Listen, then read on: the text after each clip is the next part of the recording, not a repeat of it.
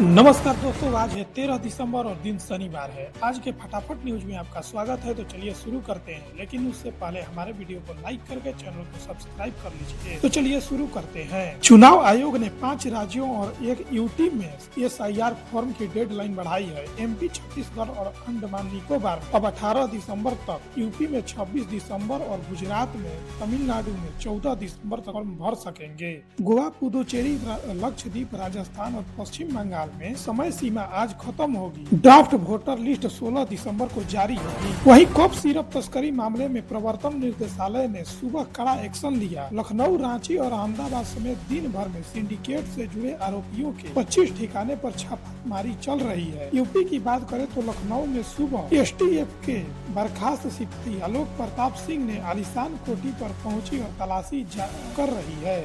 वहीं पश्चिम बंगाल की CM ममता बनर्जी ने एक रैली में गृह मंत्री अमित शाह को खतरनाक बताया। उन्होंने कहा कि शाह की आंखों में दहशत है। उनकी एक आंख में आपको दुर्योधन तो दूसरी आंख में दुशासन दिखाई देगा। ममता ने आरोप लगाया कि केंद्र सरकार बंगालियों को बांग्लादेशी बताकर डिटेंशन कैंप भेजने की कोशिश कर रही है। वहीं इंडिगो संकट से प्रभावित यात्रियों की एयरलाइन रिफंड के साथ 10,000 रूपए की ट्रेवल वाउचर देगी। यह वाउचर 3 से 5 दिसंबर के बीच ज्यादा परेशान हुए पैसेंजर्स को मिलेगा। वाउचर्स 12 महीने तक किसी भी इंडिगो फ्लाइट में इस्तेमाल होगा। इसी मामले में DGCO ने इंडिगो CEO पीटर एल्बर्स ने से ऑपरेशन और मुआवजे पर करीब 2 घंटे की पूछताछ की।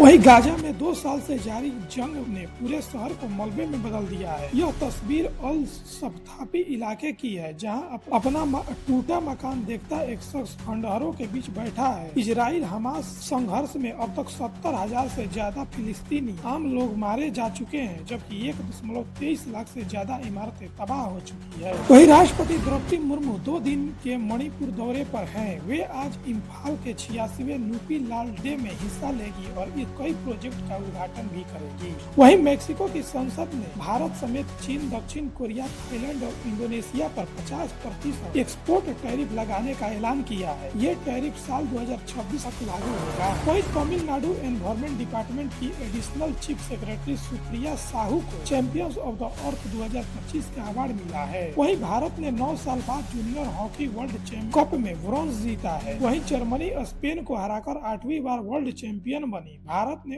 अर्जेंटीना 4-2 से हराकर ब्रॉन्ज जीता है। वहीं संसद ने शीतकालीन सत्र का 10वां दिन है। चुनाव सुधार, स्पेशल इंसेंटिव रिवीजन और वोट चोरी जैसे मुद्दों पर आज भी राज्य में चर्चा जारी रहेगी। इससे पहले लोकसभा सदन में सिगरेट पीने का विवाद चर्चा में रहा। भाजपा सांसद अनुराग ठाकुर ने स्पीकर ओम बिरला को शिकायत करते हुए कहा था TMC सांसद सदन में सिगरेट पी रहे हैं। इस पर स्पीकर ने कहा था कि एक्शन लिया जाएगा। वहीं भारत सरकार ने संसद में बताया कि दुनिया के कई संगठन जो एयर क्वालिटी की रैंकिंग देते हैं, यह कोई ऑफिशियल रैंकिंग नहीं होती है। WHO के एयर क्वालिटी गाइडलाइन सिर्फ सलाह है। कई देश उन नियमों को मानने के लिए बाध्य नहीं है और देश को अपनी जरूरत, भौगोलिक स्थिति और परिस्थिति के हिसाब से अपने मानक बनाने होते हैं। वहीं ऑस्ट्रेलिया में स्काई ड्राइविंग के दौरान एयरक्राफ्ट से कूदते समय स्काई ड्राइवर का इमरजेंसी पैराशूट अचानक खुल गया। पैराशूट विमान के पिछले विंग में फंस गया, जिससे 15,000 फीट की ऊंचाई पर हवा में लटका रहा। यह घटना नॉर्थ फ्री फॉल क्लब की उड़ान के दौरान हुई। ऑस्ट्रेलिया ट्रांसपोर्ट सेफ्टी के अनुसार जब पैराशूट फंसा तो प्लेन की स्पीड अचानक कम हो गई, जिससे पायलट को लगा कि प्लेन रुक गया है। इस समय 13 पैराशूटिस्ट को एयरक्राफ्ट से कूदते हुए देखा गया। फंसे हुए पैराशूटिस्ट ने सभी 11 रस्सियां काट दी और खुद को आजाद कराया।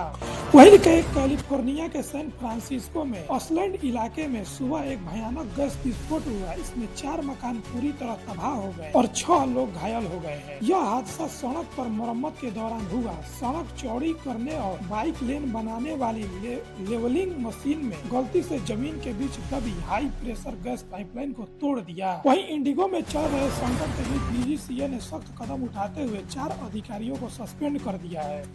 यह कार्रवाई विमानन सुरक्षा मानकों का उल्लंघन के आरोपों के बाद की गई है। DGCA ने मामले की गंभीरता को देखते हुए जांच के आदेश दिए हैं और सस्पेंड किए गए अधिकारियों से स्पष्टीकरण मांगा है। वहीं पाकिस्तान सरकार का कहना है कि अगर सोशल मीडिया प्लेटफॉर्म उनका सहयोग नहीं करते हैं उनको उन पर बैन लगाने में देरी नहीं की जाएगी। शहबाज के मंत्री ने एक्स को बैन करने को लेकर कहा कि ब्राजील की तरह एक्शन लिया जाएगा। वहीं जापान में एक बार फिर 6.7 तीव्रता के भूकंप के झटके महसूस किए गए हैं। इसके बाद जापानी मौसम विभाग ने सुनामी की चेतावनी जारी कर दी है। इससे पहले भी शुक्रवार को जापान में 7.5 की तीव्रता का भूकंप आया था। दोस्तों आपको वीडियो कैसी लगी कमेंट में जरूर बताइएगा और मिलते हैं ऐसे वीडियो में। धन्यवाद।